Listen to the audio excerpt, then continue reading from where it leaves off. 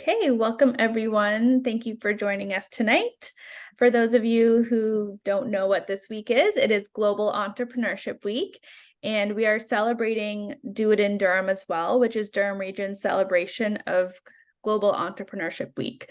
So Do It In Durham is a collaboration of Durham's business support, educational, and networking organizations who have come together to encourage and support entrepreneurs, job creators, and innovators who create economic growth in Durham Region. So if you're looking to start a business, invest in a business, grow a business, we encourage you to do it in Durham. And thank you to our sponsors. We have our premier sponsors, partner sponsors, and community sponsors. And without their help, we would not be able to do it. So thank you so much to our sponsors. And I will hand it over to you now, Chad. Hi, perfect. Thank you. So this is my first Do It in Durham, so I'm really happy, excited to be here. So today I'm going to speak about Amazon FBA. I am a private label seller, also a coach for private label sellers. So is really going to touch on all the FBA stuff for beginners, and hopefully you learn stuff.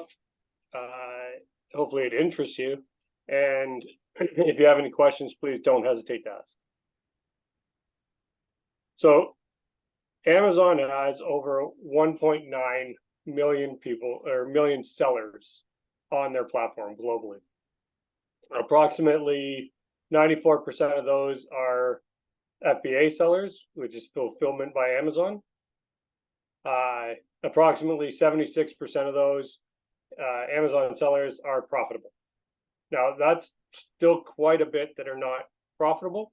So knowing the proper steps and how to become a proper seller is crucial.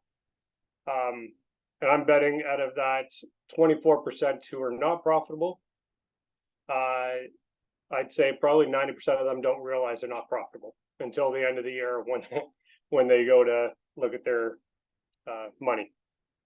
And we also have 95 million Prime subscribers. So that is key. 95 million people are able to see your product when you put it up. So what is FBA? FBA is fulfillment by Amazon. It basically means that you are going to take your product. Amazon is going to do everything for you. Amazon is going to do all the logistics. They're going to get it to the members, or sorry, to the customers, and they're going to show your product for you. Why use Amazon FBA? Is because it's easily scalable. If you're shipping things from your house and you start selling 100 units a day, you have to ship it. You have to be there just shipping UPS orders all day. You won't be able to grow your business. So having Amazon do that for you is amazing. You get the benefits of Amazon Prime. Amazon Prime members want things that day, next day, 2 days max. If you are shipping yourself, you are probably going to be shipping it within the week, right? You get all the Amazon shipping discounts. If you were to ship through UPS or Purelator yourself, you're going to be paying more. Your company is not going to get the rates that Amazon gets. And Amazon gives 24/7 customer service, which is amazing because you don't want to be answering questions at 3 o'clock in the morning if someone has a question about your product or a complaint. Private label. So what's private label? It's also known as white labeling. It's finding a product that already sells, like say we'll say, trying to think of a pancake batter dispenser. Okay, just a little, basically measuring cup with a spout that you pour pancake batter out of. Finding it's taking that it sells probably millions a day. Finding a supplier who makes that product, having them make the product for you, and you putting your brand label on it, you branding it yourself and selling it as yours. It's a generic product, so it's not owned by anybody. And when you put your label on it, your barcode, it's yours. You can sell it. Nobody else can sell that product except for you, that exact product. There'd be other pancake batter dispensers, but you have yours. There's many ways to sell on Amazon. There's wholesale, there's online arbitrage, there's reselling, there's Kindling or Kindle books.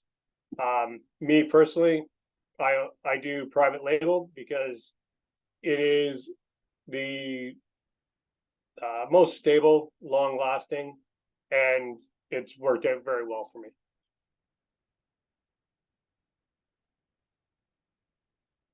So to be steps to being successful at private label, you need to know your market research.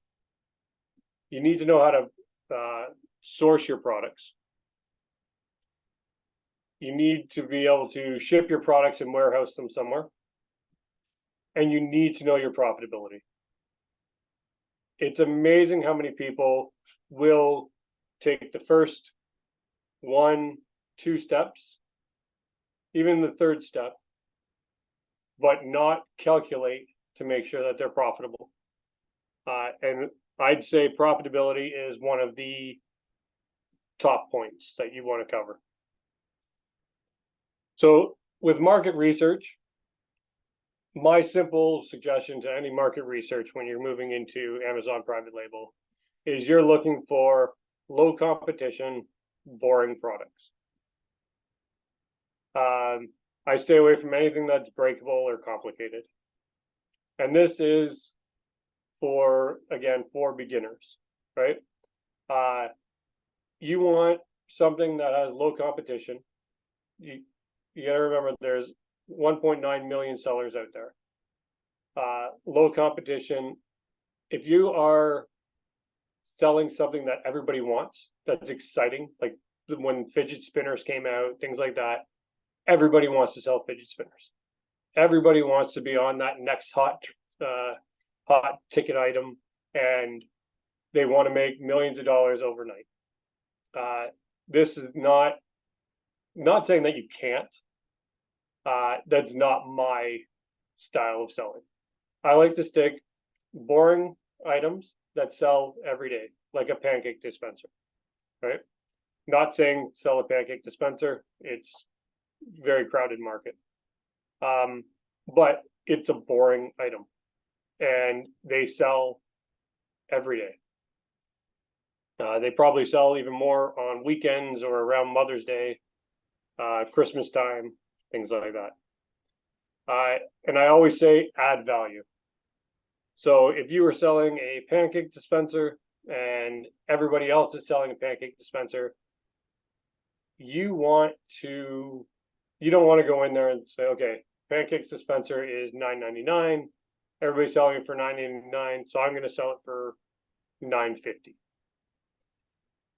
It's not going to work. Some people, you are going to get some sales, but really you're not going to stand out. You want to add value, add a bonus, add some sort of thing that is going to help you stand out, but also give your customer that added bonus. So add in an egg. I don't know what they're even called, an egg ring or something like that, something that they're going to want, something that goes with the product. That would be my suggestion on something as simple as that. Chad, there is a question. Would white labeling favorite books as an option as well? I've not seen white labeling books because you're taking a book is something that somebody else has created and like has their own writing in. This is something that, yes, somebody else has created it, but it's mass produced and there's no real signature to it. I'd say a book has somebody's signature to that. And copywriting too, I think. Yeah, copywriting, things like that, yeah. Okay, thank you. So, yeah, no problem.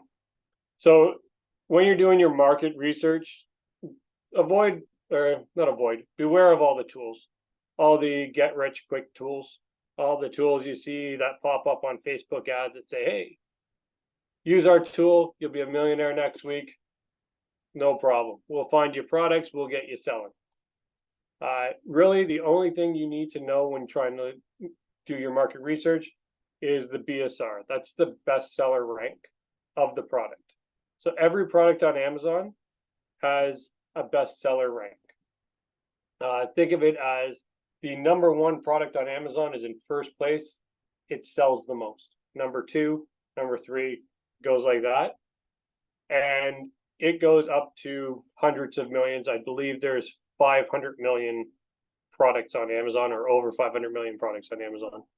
So when you're looking at your bestseller rank, you're not aiming for the number one spot, but you have to figure out what sells best. And some tools are great to look at. There's DS Amazon Quick View and Keepa are two tools I always recommend. Do your research before you pick up anything. The DS Amazon Quick View is a free Chrome extension, so I always suggest that. Keepa is a paid tool, but if you don't know how to use the tool, it's not going to do you any good. So always do your research. Do your research on any tools you use. So product sourcing, 90% of my product sourcing is done on Alibaba. I find the supplier on Alibaba. I work out terms with them, and I make sure that their terms are good and their product is good. And the way I see their product is good is I order samples. You can have samples delivered to your house, test the sample out, make sure that everything holds properly. To go back with that batter dispenser, I wouldn't take the pancake batter dispenser and take it on my roof and throw it off my roof and see if it's durable that way. I'm not going to abuse it, but I will drop it off my counter a couple times to make sure it's not going to crack, break, the normal things that you would happen to something you were using in the kitchen. I would check to make sure it was waterproof, things like that. It holds water and things like that. And of course, you always want to get 2 samples from each of the suppliers that you're speaking to, because you want to make sure that their product holds true when they mass produce it. If they can send you 2 products that are identical in quality, usually they can make 100 or 1,000 of them for you that are identical in quality. You would be surprised how many differences I've found in products over the years. It is much better now than when I first started. And Alibaba has become a lot more reputable, and they work with their suppliers a lot better now. And then negotiating terms. Usually when you're negotiating terms with a supplier, on Alibaba, they're usually working with cents, not dollars. We're looking to make dollars. They're looking to make cents, and they want to sell a mass amount of them in order to make the profit they need to make. So when you're working with them and you're trying to get a deal, things like that, they will say, if you want a lower price, you need to add more, right? So if you want, say 25 cents off each unit, you need to order, instead of 500 units, you need to order 1,000 units.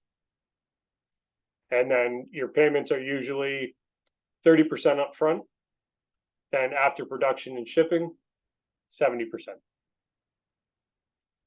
Is this all making sense there, Ashley? Yes, there is a question here. So, which country's jurisdiction do you use in contracts when sourcing from international suppliers? Sorry, can you repeat that? Which country's jurisdiction do you use in contracts when sourcing from international suppliers? I'm not sure if you want to expand on that, Rashita. Yeah, if you can expand on that, that'd be great. Can you hear me all right? Yes. Hey Chad, so yeah, usually when you are sourcing on Alibaba, like you'll be dealing with suppliers, I'm guessing from China. So when you put your contracts together, like do you use China's jurisdiction so you can do something with the supplier if they go wrong, or you use Canada because that's where you are based? So just trying to understand how that side of things work. You would use Canada, so you're going to be running everything through your business, and if you're located in Canada, everything will be run through you. So when you are working with suppliers in China and they need to ship it to you, if you're bringing it into Canada, they will give you all your paperwork and everything for it to come through duties into Canada.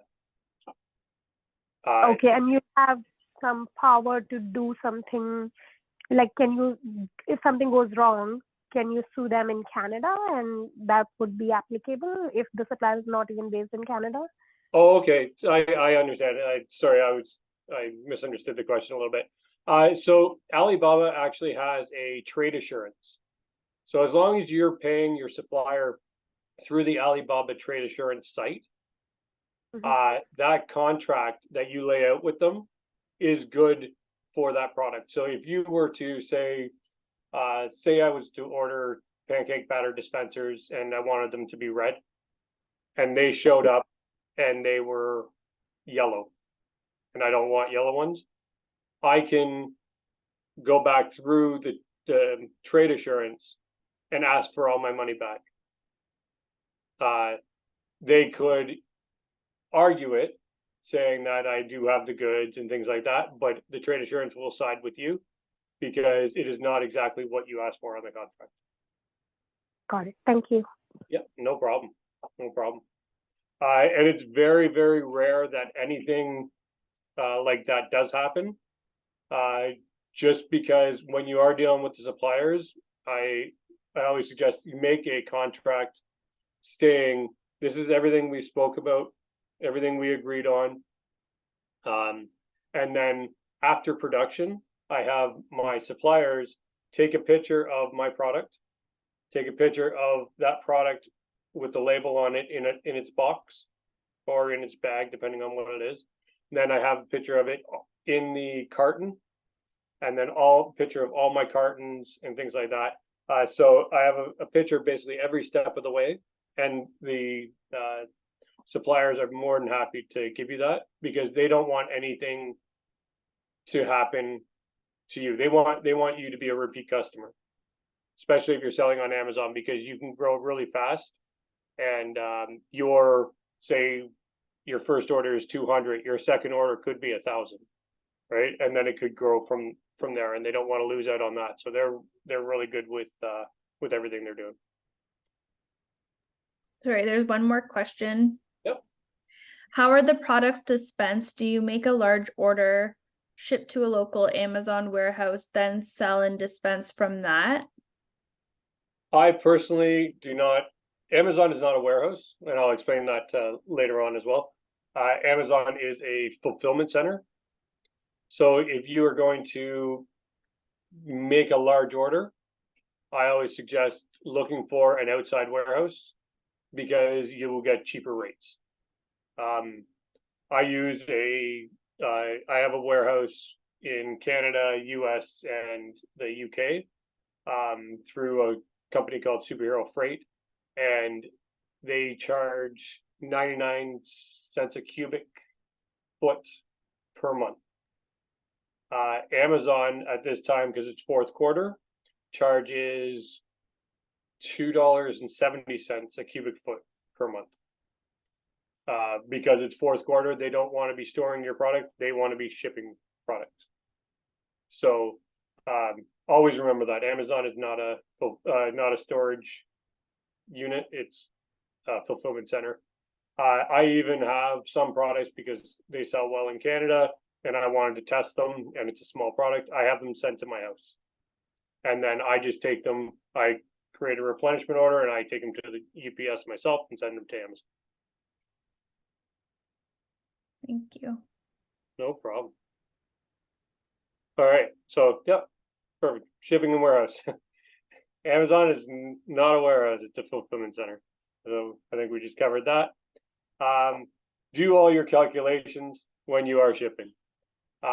Remember that if you're shipping from China into Canada, you are shipping cross-border. So there is duties, there is taxes, there is UPS charges if you're shipping from one area to the next. When you receive your products, you will have a shipping fee for you to send it from your house, if you're taking from your house, into Amazon for Amazon to sell it. Now, if you are shipping and using FBA, Amazon gives you great discounts, great rates with UPS to ship your product to them.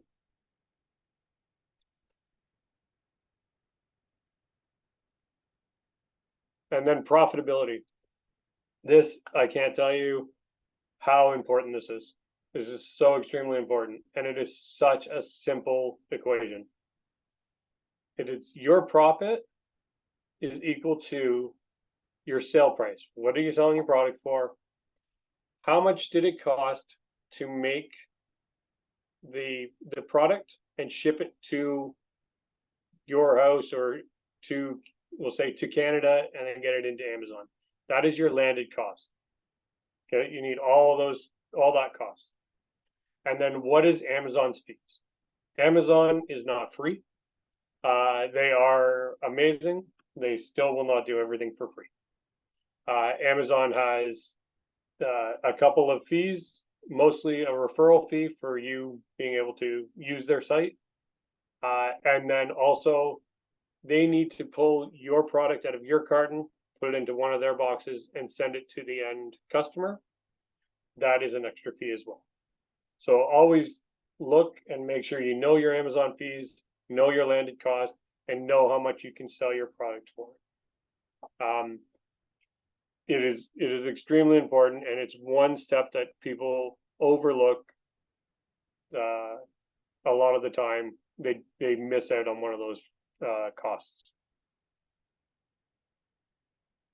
So steps to being success on Amazon. So when you do get your product, you find this product, it's profitable, you can get it to a warehouse outside of Amazon, ship it into Amazon, you're going to make a profit, it's going to sell well. You need to know how to create an effective listing, promote your product, manage the inventory that you have so you don't run out of inventory and you don't store too much inventory, and then customer service. Amazon takes care of 90% of the customer service, but you still have to do so. So looking at creating a effective product listing. So a product listing is a little more than just putting a product up there, showing the picture, saying this is what my product is, and people come and buy it. It does not work that way. You need to know that what people are searching, right? If I put up a pancake dispenser and I call it a batter dispenser, people may not find it, right? Maybe people aren't looking for a batter dispenser. Maybe they're looking, or maybe I say it's a pancake dispenser, but it's actually a pancake batter dispenser. And people are searching pancake batter dispenser. I've got pancake dispenser. When someone looks for my product, they're not going to see it. Amazon is not going to show it because I'm not using the right key term. Then on top of that, you need high quality images. People want to be able to, they can't hold the product. So they want to be able to see all sides. They want to have that experience of being able to see even more than if they could hold the product. You want on your pictures, your images, you want to have the dimensions. right? Make sure that you're showing that it's durable, things like that. Writing effective bullet points, explaining exactly what your product is, what it can do for them. You're almost reselling your product in your bullet points as well. Oh, and then there's A+ content, which is if you were to look at an Amazon page for a product that you want, and you scroll down to see what the description of this product is, you'll see that people have more pictures, more writing, more description. That's called A+ content. It's eye-popping, it catches the eye, and it resells the product again. So each step of the way you're selling your product as something that they definitely want because it's going to add value to them and it's going to make their life better. Because people don't buy products, they buy solutions to their problems. Go ahead, Ashley. I was going to say, I think there's a little bit of confusion about the Amazon, so fulfilled by Amazon, and then there are two options just because Alibaba was brought into it. So I think there's a little bit of confusion with where the product is coming from and who is actually shipping it. Okay, yeah. So there is two options. There's fulfilled by Amazon and there's fulfilled by merchant. So if you use Alibaba in the same way. So you find a product, you find a pancake batter dispenser, you go to Alibaba, you speak with a supplier, you get good deals, and you have them ship it to your house. At that point there, you have two decisions to make. You can list on Amazon and put a listing up there and tell Amazon that you are going to sell on Amazon, but you are going to fulfill it yourself. When a customer orders, Amazon will send you an email, a notice saying, here's your customer order, you need to send it to this person. And you can mail it out yourself. That's fulfilled by merchant. Fulfilled by Amazon is I buy from Alibaba, I get my deal, I bring it to my house, and then I send, say, 100 units into Amazon. And Amazon, every time someone buys my product on Amazon, Amazon sends it to the customer. Okay, it is a lot less headache and it is much more scalable. Because if you just think about how large Canada is, you're in Durham, so you're going to go, someone's going to buy your product and they are in Calgary. You now have to pay to have that product shipped from your house to the customer in Calgary. And you need to have that to them. So it needs to be express because it needs to be to them within a couple of days. So it's a lot more expensive. Whereas if I send 100 units into Amazon, Amazon will go, okay, we're going to send it to a fulfillment center in Calgary, in Vancouver, in New Brunswick, in Nova Scotia, and they're going to split up my 100 units and send them across Canada. That way, when somebody in Calgary orders my product, they get it the next day out of the Calgary fulfillment center. Does that make it clear? So, there is a follow-up question to that. No problem. So how do I get the product from Alibaba to the customer if Amazon isn't the storage center and only the fulfillment center? How is this working? Okay, so what I mean by they are not a storage center. So if I sell, was for ease of numbers, I sell one product a day. That means I'm going to sell 30 units in a month. Okay. I am not going to send 1,000 units to Amazon because at 30 a day, that's going to take a couple of years to sell. But I will send, say, 60 units because that's only 2 months. So they will hold your product and sell it for you. But they do not want an excess amount. They don't want your whole amount. They just want, what is your sell through? And give them a little more than that, just in case you sell more than normal. So if I were to sell, say, 30 a month, and I send them 60, once I sell 30, I can send in another 30. And just they'll keep recycling my units, and they'll keep selling them, right? If all of a sudden I start selling 2 a day and I get up to 60, then I'll send in 120, right? Because I always want a little bit of excess there, like probably about a month's worth of stock, but I don't want too much, because if I have too much, Amazon is going to start charging me storage fees, and if my product is there too long, their storage fees increase as your product sits, to deter you from sending too many in. Okay. Jennifer is just going to chime in here because Thank you. Yeah, I'm super confused, Chad. So, okay, let me no try to problem. understand. So let me just ask my question and then I can understand. Yep. So I am looking at pancake makers, whatever, batter things, and I find them on Alibaba, but you're saying it's not a storage center. So am I supposed to obtain the content or the products from Alibaba and house them and then send them? Or is Amazon they're gonna fulfill it, but they're not gonna store it? And where is the in between from ordering it from Alibaba? Or are there other places outside of Alibaba where I'm that whole missing section for me? I don't understand how I'm getting the stuff from Alibaba.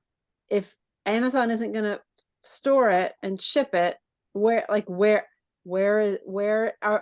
I obtaining these 30 to send 30? Where, you know what I'm saying? I'm like, Yes, I understand it's the exactly what missing you're saying. piece. Okay. I can't wrap my head around it. Thank you, Chad.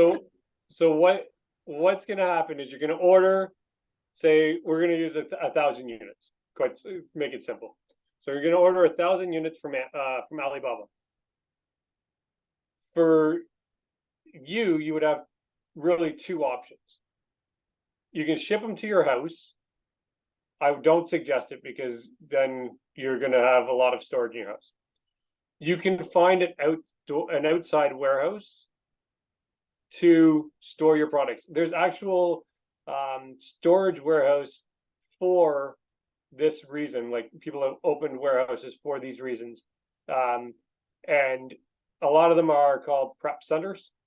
What they'll do is they'll accept your 1,000 units, and they'll store them there for less than what Amazon would. When you want to send 30 or 100 units into Amazon, you tell Amazon, I'm sending 100 units in. You tell the warehouse that's storing your product, you want them to send 100 units to Amazon. They go into Amazon, Amazon sells them. As they start depleting, like you're making sales, you tell your warehouse, you say, okay, send another 100. Right, top that up, and each time. So there is a middleman. You don't want to be that middleman. You can be. Yes, exactly. I know when I first started, my wife was getting a little upset with me because I took up the whole garage with products. I started putting products in the basement because I didn't use an outside, like a warehouse in between. I used my house. And I started scaling pretty quick. That started filling my house up pretty quick. Does that make sense, Tina? It does. Thank you for that clarity. Now, so there really is now a real sort of a hands-on aspect to it. It's not like I've had my books printed through KDP, which I love. It's on demand. If you want it, print it and buy it. I don't have to do anything anymore. Yeah. But I'm getting the sense that it's not quite like that. Like, or can we white label where I like this product and I just kind of obtain that and send like just orders go through that? Or is there really like, if I'm gonna get from Alibaba, like that's like literally a whole business that I have to be managing and watching orders going through? Yes. Or is there So a more hands-off way? You do. I spend about 2 hours a week on my business, my Amazon business. The only time I touch my product is when I ordered them for sampling. When I found a product that I like the quality of, that's it. I order them off Alibaba. They go to my warehouse. My warehouse sells them, sends them to Amazon. Amazon sells them to the customer. So there is a little bit of work because you need to maintain that stock. Not like a print on demand. Like a print on demand is excellent. I know some people who do print on demand for, yeah, it's great because it's really hands free. You create one thing once, and you're done. So this does take a little more work in managing your stock. No problem. All right, so that's it. So Amazon, when you're promoting on Amazon, you'll see sponsored products on Amazon. That's PPC. That's a pay per click. You pay for the ad when someone clicks on your ad, and then hopefully you're doing it right. When they click on your ad, they buy your product. It pays for itself. You can run promotions. You can run deals as well.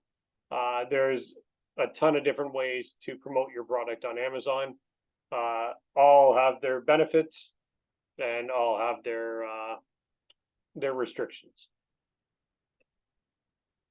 So this is what we were talking about here. With the inventory, I always keep about 30 days of stock in Amazon. So if I was selling one a day, then I would keep at least 30 in there. I usually double up. I'll put in 60. When I sell 30 of them, I'll add another 30. Amazon will keep moving your stock, so they don't act like a storage center. They will act like a fulfillment center. And then Amazon has a ton of reports that you can pull to see how your sales are going and where you can improve your sales. The business reports, I use those for, excuse me, your replenishments and your reorders to know exactly how many do I need to reorder from my supplier, because once I've got my sell-through rate, I need to know, I was selling 30 a month. Am I now selling 60 a month? Do I need to double my order from my supplier? Is this growing? Or do I need to make less because this product just didn't work out the way it was expected? Rarely happens, especially if you do your research right. And then customer service, as I said before, Amazon does 90%, 95% of the customer service for you. If you do have a question from a customer that Amazon cannot answer for you, that they need you to answer, you need to be able to answer that in 24 hours. They give you 24 hours to answer any questions. I think majority of the questions are, for me anyway, is will this fit in this unit? I have this style of, say, car, will this fit in the trunk? People don't like to go out and measure their cars. You have to answer that. So it's pretty simple. Just Google, you can usually Google any of the questions that they give you if you don't know specifically. But it's your product, you should know pretty much everything about it.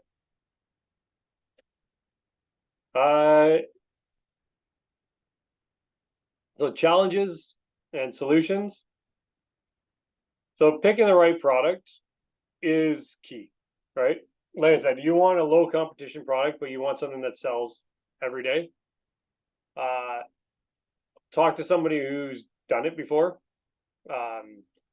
If you are unsure, you want to make sure that you have spoken to someone who's done it before, so they can give you those pointers, so you're not ordering 1,000 units of something that's going to sit in a warehouse and not sell, right? You may think it is the best product out there, but it doesn't really matter what you think, it's what the customer thinks.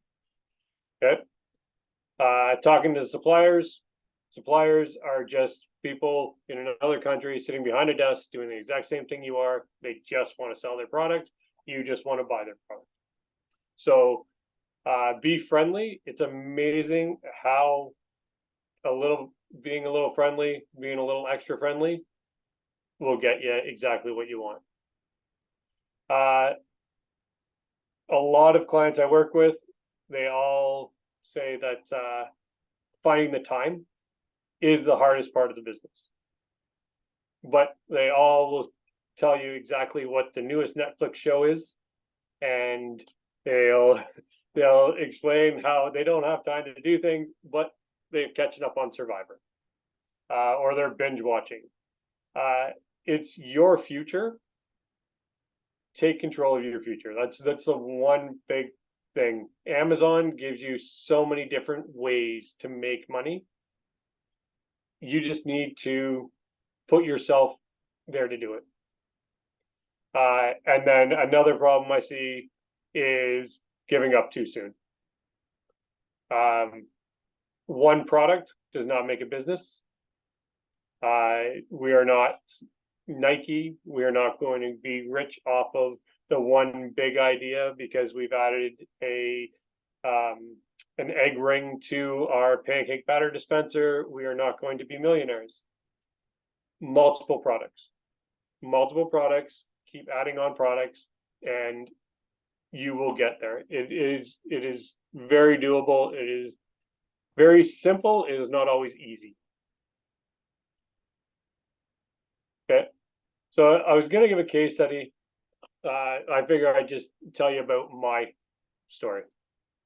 So I started in 2019. I realized I am a industrial millwright mechanic by trade. And I realized that working with some of my coworkers, one of them who's 72 years old and still working, and it's a very heavy, like physically hard job, being an industrial mechanic. And he wasn't in the best shape, and most of the people that were coming up to retirement weren't in the best shape, let alone having not much saved for retirement, didn't know what they were going to do at retirement. So my goal was to start an Amazon business and retire 5 years early. That was it. I just, you know what, I'm going to build up a nest egg, and I'm going to retire 5 years early, retire at 60. So at start of 2019, I had one product. I started at 2019. I had one product launched by the end of 2019. By the end of 2022, I had 4 products launched. Then by the end of 2020, or sorry, at the end of 2020, I had 4 products launched. At the end of 2022, I had 16 products. Okay. Now there was bumps and hurdles and everything in between. I had some products that didn't work out as well as I expected them to. And if they had been my only product, that would have been devastating for me. But because I had other products to pick up the slack, I was able to sell those out and bring in other products. So the beginning of this year, March of this year, I left my 9-to-5 job. I only do Amazon. So you got to think that is 4 years. I worked for 20 years at one company and wasn't able to retire. In 4 years, my definition of retirement is definitely different. I'm not sitting on a beach drinking Mai Tais and relaxing. I am just working, doing what I want when I want to do it. Like I said, my Amazon business now takes up about 2 hours a week if I want to just maintain. When I want to add products, I'm going to do a few more hours of work. But really, it's pretty passive. And that's because Amazon takes care of all of my stuff. So in conclusion, pick a path and stick with it. That's another thing I see is people will say, okay, well, I'm going to do private label. Oh, I'm going to try wholesale. I'm going to try arbitrage. I'm going to do books. I want to do Kindles. You know what? Here are audiobooks good. Okay, I'm going back to private label. They never get any traction anywhere. For me, private label is stable. It's passive. It works great for me. I do some wholesale. I do some arbitrage. But that really just brings in money for my next private label product.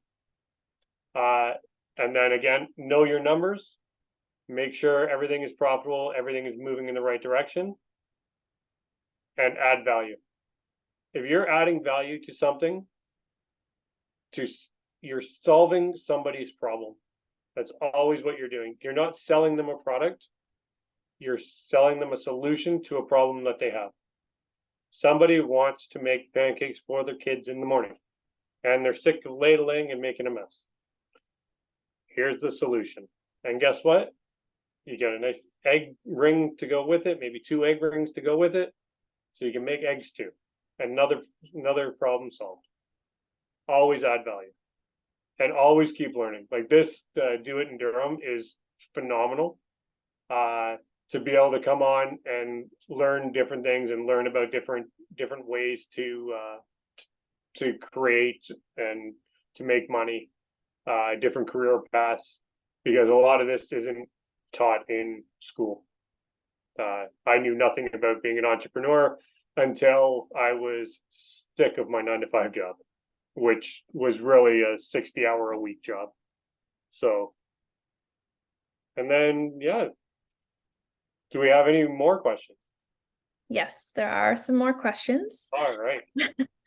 So let me see. Can you talk a little bit about the different fees from Amazon that are charged? Yep. So Amazon has 2 main fees. They have they call it their referral fee, which is usually 15% of your sale price. Okay. So if you're selling something for $10, they will charge you 15% of that. So $1.50 goes to Amazon, right? Then they have it's called their pick and pack fee. Depending on which site you're on, they call it different things, but it's basically a pick and pack fee. It's for them to open your carton, pull your product out, put that into one of their boxes, and send it to the customer. That varies. So if you have a product that is small and light like this, it's not going to be very much. Could be they're going to put it in an envelope, could be $1, right? So now you're selling a $10 product, which say this is a $10 product. You taking $1.50 to the referral and say $1.50 for them to ship it. So it's $3. So now if your product costs you $3.50 to produce and ship to your warehouse to get it into Amazon, then you're making 100% profit. Because after Amazon's fees, there's $3. You spent $3.50 as your landed cost. So that's $6. Sorry, $6.50. All right. Right. And then you're making $3.50 in profit. Okay. Quite simple. But if your product is this big, this is going to cost you $5 to ship. So now Amazon's fees have gone from $3 to $6.50. Okay.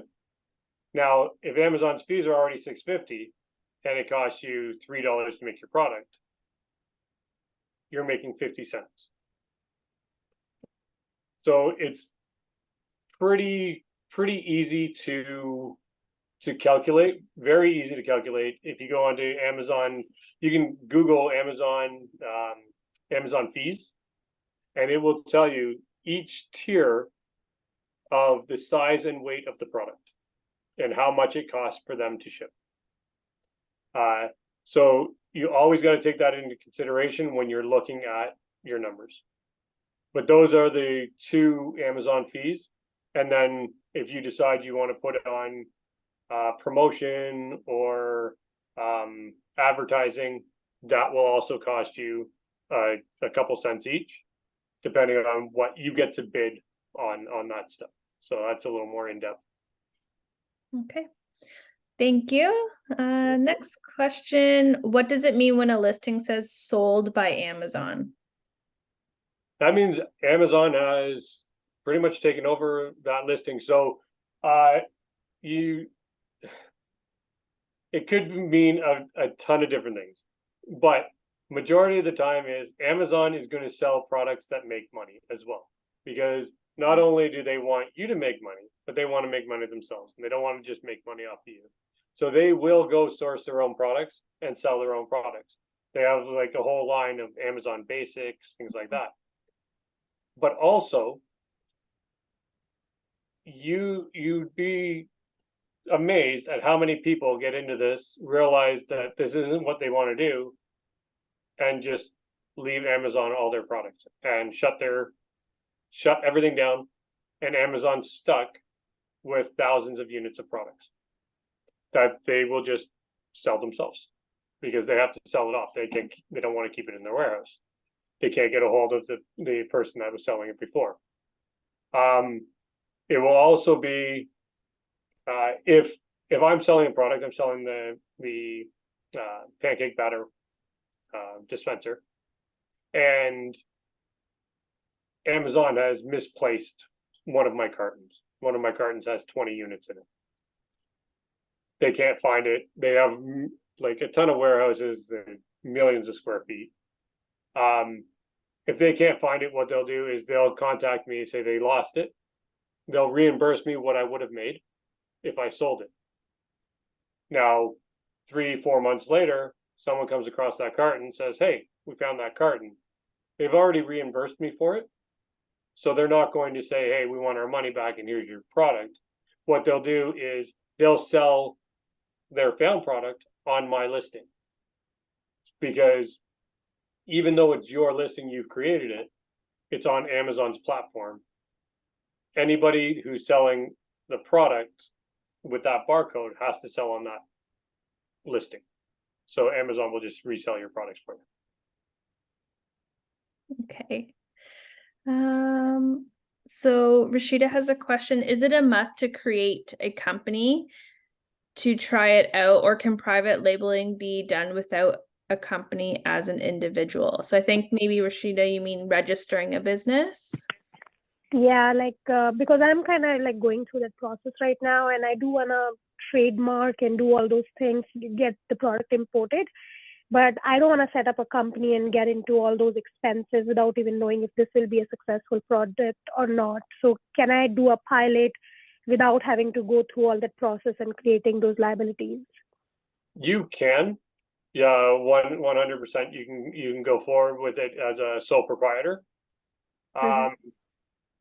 However, it's very difficult to change things once you are, like, if you decide a year from now that it's working and you're growing, and then you start trying to change and you want to incorporate, and you then have to change everything in Amazon. It is possible. I know people that have done it. It is just an extra hurdle.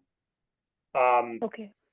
But you can absolutely do it, because I know incorporating is expensive, but it also gives you that that separation from you and the company, right? It's also a safety thing. Not Right. saying that someone's going to hurt themselves with a pancake batter dispenser, but if they do, they can sue you because you're sole proprietor, and they can take your house. Right. Whereas if you're incorporated, they can't come after you personally. They can only come after the business, and the business will be insured. Right. Okay. Thank you, Jeff. Yeah, no problem. Okay, so when you are improving a product, is there possible landmines to look out for? Example, infringements, copyright, or trademark issues? Can someone sue you for an improved product that is similar to another established product? Yeah, absolutely. You definitely want to look for any product that you are looking at selling. You want to look for, just to make sure someone does not have a patent on it. There are a ton of patented products out there. Some of them are design patents, some of them are function patents. do your homework when you're getting into any product, because the last thing you want is to order like 1,000 units, have them here, get them up on Amazon, and then someone says, hey, that's my product, I own that design. So always do a background check on what it is.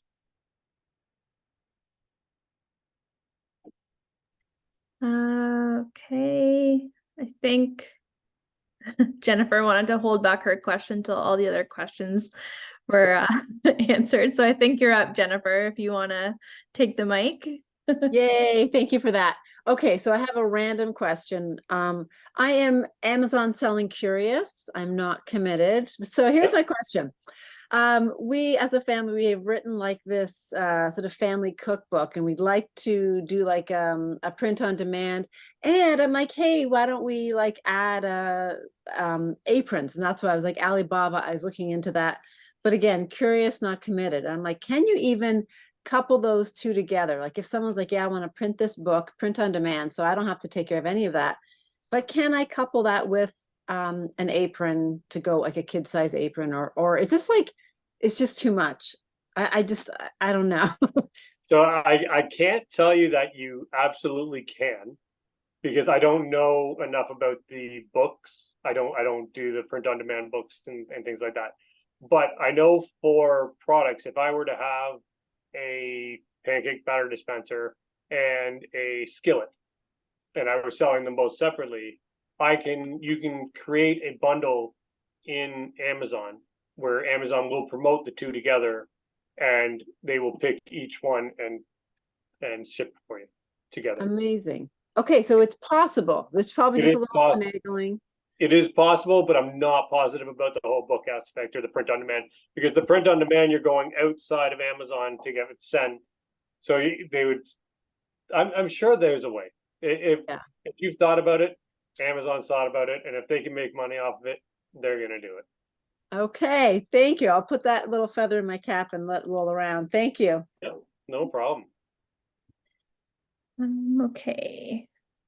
Question. So how do I find more people to bounce ideas off of like you? I have been wanting to do this for years, but would appreciate more guidance on the journey. Also, thank you for sharing your thoughts and wisdom. So there are Facebook groups. There are courses out there. I can recommend the course that I took, which is, it's called Marketplace Superheroes.